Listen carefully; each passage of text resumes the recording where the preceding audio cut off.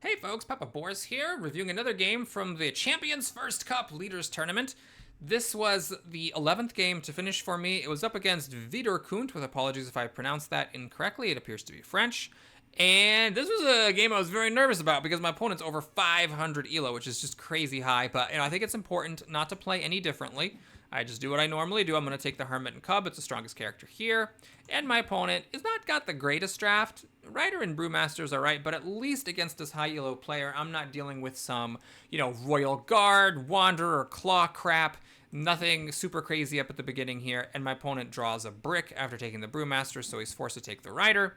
And I get the Claw. So to be fair, I do get very, very lucky against the strong opponent because the Manipulator and the Archer both kind of suck. If it had been the Assassin, Nemesis, Protector coming up, even Jailer, it would have all been kind of underwhelming. But as it is, I do get to draw the Claw, and a brick shows up for my opponent. So, to be fair, my very highly rated opponent had a very unlucky draft. The Brewmaster and the Rider were the best pieces he could take, and then it's just a field of bricks after that point.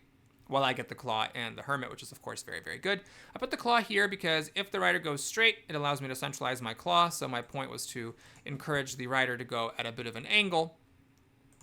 Then the Brewmaster goes up, the leader steps out of the Claw's way, and it's, of course, going to be the Manipulator.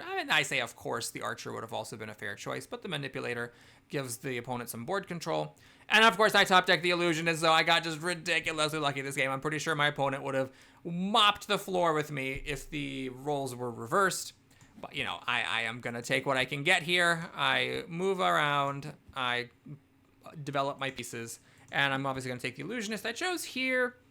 I'm not entirely sure why. Maybe I thought, I could swap with the Cub, or maybe I thought, let's stop the leader from going over here. This might have been a kind of random move. I'm not sure I actually positioned my Illusionist optimally there. And my opponent gets a Jailer, which is a fine piece, but when you have the Manipulator, Brewmaster, and the Rider, your final piece being the Jailer leads to you having a bit of an underwhelming team. Unlike me with the Claw and the Illusionist with, long-range board manipulation potential, the Manipulator has a teeny bit of that. My opponent kind of has none. So my opponent definitely got shafted in this draft, and there's just absolutely no denying that.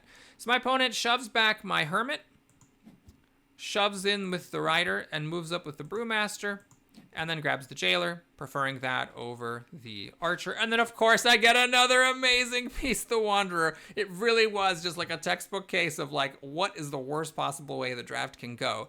Now, I will say that this move of shoving my Hermit and then coming in with the Rider is a little bit interesting because it kind of plays into what I wanted to do anyway, which is to get my Illusionist off the back rank.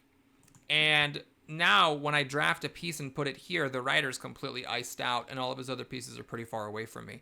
So maybe my opponent did what I do, which is sometimes forget that the opponent has a draft left and can put a piece down, and sometimes a piece coming down on its starting square can actually be quite relevant.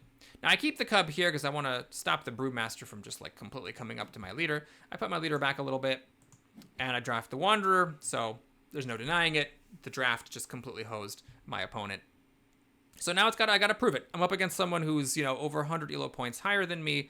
Obviously, on average, a much, much stronger player. I got every bit of luck I could have possibly hoped for in the draft, just like four of the strongest characters in the game, while my opponent's mucking about with the Jailer and the Manipulator. So can I prove it? Can I prove that I'm at least somewhat competent, that I can convert a ridiculously lucky draft into a win against someone very good?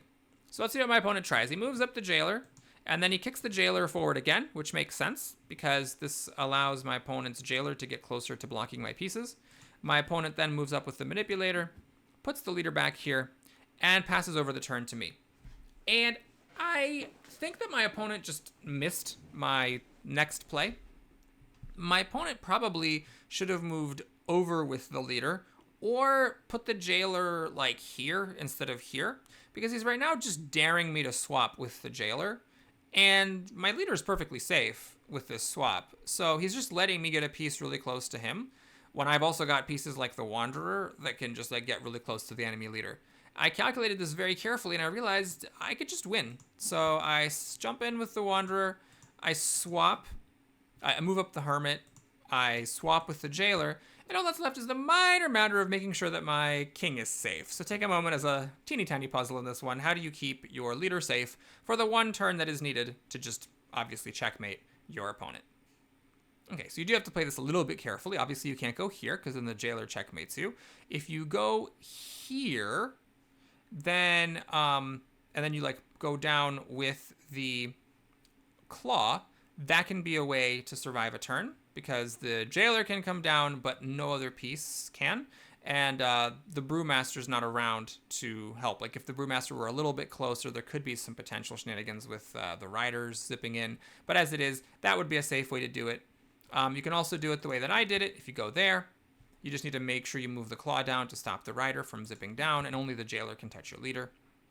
Just make sure that you don't go here, because then the manipulator can yoink the cub away, and then the brewmaster steps in for the checkmate. Also, if you go here, the manipulator can just walk, and the brewmaster can kick it over for checkmate. So just be a little bit careful. You don't want to throw the game away like I did a couple of times in this tournament. At this point, I really did not think there was any way my opponent could stop the checkmate. He does step in with the jailer. He does zip in with the rider. If the brewmaster were here or here, then he could actually kick the rider down for checkmate, but one space, as is so often the case, makes all the difference. And then my opponent, realizing he has lost, just lets me checkmate him, and that's the game. So a little bit of an uninteresting game. I do think I kind of stole one here against a much stronger opponent, but, you know, that's it. You know, you get lucky in this one, and you might get unlucky in another one. Thanks for watching, everybody. Hope you enjoyed it. Please like and or subscribe, and I'll see you again soon. Take care.